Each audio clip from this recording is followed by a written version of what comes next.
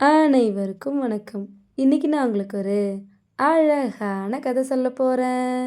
ஒரு அழகான கிராமத்துல ஒரு விவசாயி 2 விதைகளை மண்ணுக்குள்ள புதைச்சாராம்.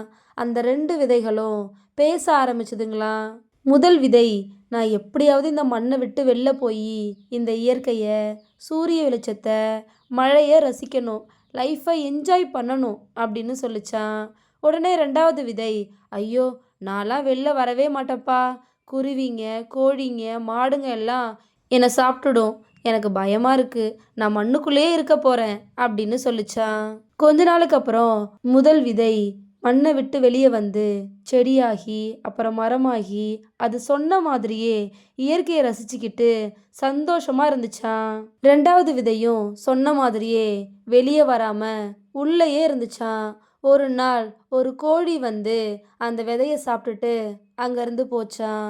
இதோட இந்த கதை முடிஞ்சிருச்சு. நம்ம வாழ்க்கையிலையும் இந்த 2வது விதை மாதிரி பயந்துக்கிட்டு மண்ணுக்குள்ளேயே இருக்காம அந்த முதல் விதை மாதிரி எது நடந்தாலும் நம்ம என்ன நினைக்கிறோமோ அதை நம்ம சாதிக்கணுங்கிற எண்ணத்தோட வெளியே வந்து போராடணும் அப்படின்னா கண்டிப்பாக நம்ம நினச்சத நம்மளால அடைய முடியும். அதுதான் இந்த கதை நமக்கு சொல்லுது. இந்த கதை உங்கள் எல்லாருக்கும் பிடிச்சிருக்கும் நம்புகிறேன். இன்னொரு அழகான கதையில் நாளைக்கு சந்திப்போம். நன்றி.